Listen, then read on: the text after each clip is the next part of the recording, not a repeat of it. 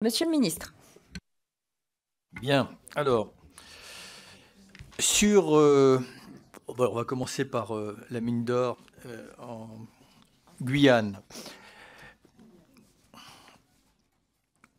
En convaincre les uns et les autres de l'inutilité ou de la démesure de ce projet, j'ai tendance à penser que la démonstration va se faire toute seule.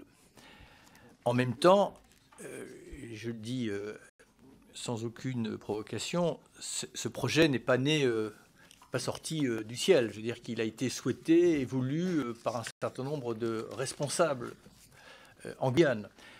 Donc j'aimerais aussi que dans le débat et l'instruction qui est en cours, apparaisse aussi clairement à ces mêmes élus que ce projet est démesuré et n'aura pas les bénéfices sociaux et encore moins économiques que l'on a présentés sur le papier.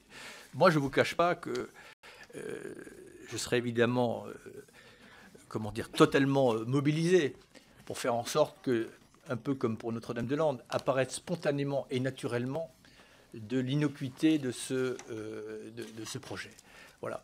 Je pense que quand l'État et les acteurs vont se rendre compte du coût pour les citoyens, notamment de l'investissement qu'il va falloir mettre en plusieurs centaines de millions d'euros pour le raccordement électrique de la mine, je pense que les arguments économiques vont fondre comme neige au soleil.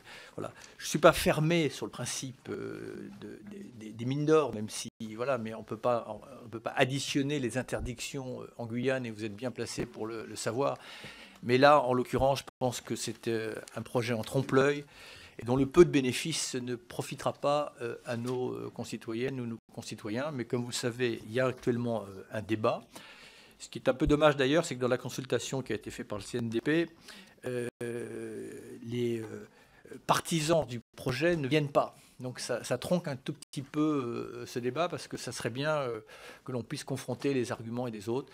Mais vous connaissez mon sentiment sur ce projet et mon implication qui ne se fait pas forcément dans la lumière, mais qui peut se faire parfois dans l'ombre.